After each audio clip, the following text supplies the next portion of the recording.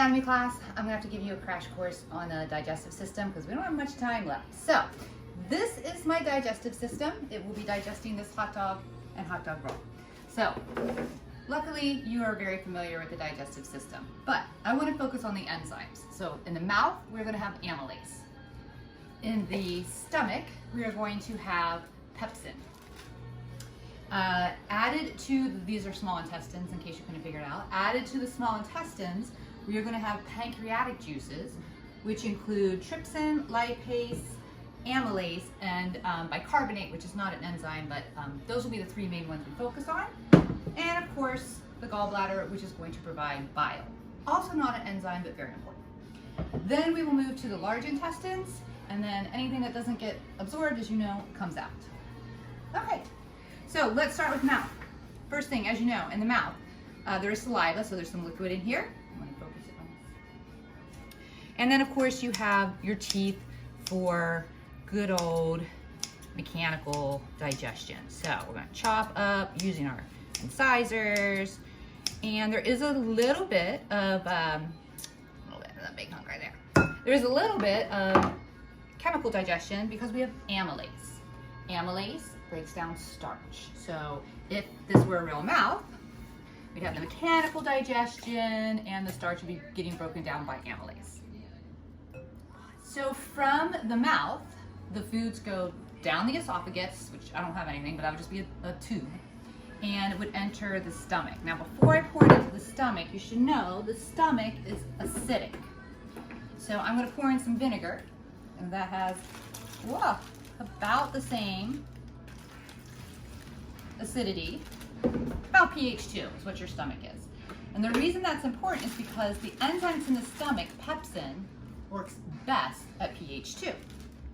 Pepsin breaks down proteins, not starch. So we have the starch being broken down by the amylase, and then we have the hot dog proteins will start to be broken down in the stomach. So amylase now, pepsin now, breaking down protein and starch. Beauteous. All right, stomach and the food needs to be emptied into the small intestines. So the bottom part of the stomach, called the duodenum, I'm just going to cut a little hole here and let all the food drain into the first part of the small intestines. All right, so from the stomach into the small intestines. Yep. Oh, there it is. Yeah. All right. So perfectly fine that it's leaking out of the small intestines, because that's truly what it's going to do. It's going to, as it's small enough, it's going to come out of the small intestines and enter the blood, and that's what this pan's supposed to represent.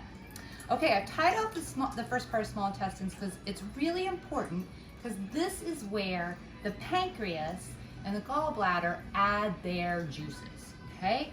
All right. So the pancreas creates a ton of digestive enzymes for you. We already know the pancreas from diabetes. It creates insulin and glucagon, but now we're going to focus on its exocrine properties. And I don't know if you can see this, but all these little digestive enzymes here, that's what your pancreas makes for you. So for the pancreas, the trypsin will break down proteins into amino acids, the lipase will break down lipids into fatty acids, and the amylase will continue to break down the carbohydrates. Now the bicarbonate, that is like sodium bicarbonate, and if you'll recall, the stomach is like a pH of 2, so the bicarbonate is going to bring the pH in the small intestines up to about a 6. And that's perfect for these enzymes to work at. They like 6, pepsin likes 2, so we add the bicarbonate with all our enzymes so that they can be active in the small intestines. Don't forget, we also add, from the gallbladder, a little bit of bile. And I'm using soap because bile acts like soap. It breaks up the lipid like soap detergent does, so that lipase can get in and actually do the digestive part. Okay, so we've added the pancreatic juices and the bile, and now the food is going to travel through the small intestines, and anytime it's small enough to pass through, the amino acids will pass through, the small carbohydrates will pass through, and the small fatty acids will pass through and be caught by your blood. So your blood can carry those nutrients to where it needs to go after it can come out of your small intestines. I still have some chunky stuff left at the small intestines, and as you guessed, that will now flow into the large intestine. Here we go.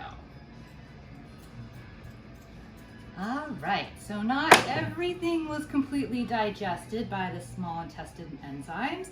So undigested material ends up in the large intestines. And the large intestines allows water to be reabsorbed. So any remaining water will end up in the blood to rehydrate you. What's left, of course, is stuff that you can't use. It hasn't been absorbed into your body, so it will be removed. Enough said about that.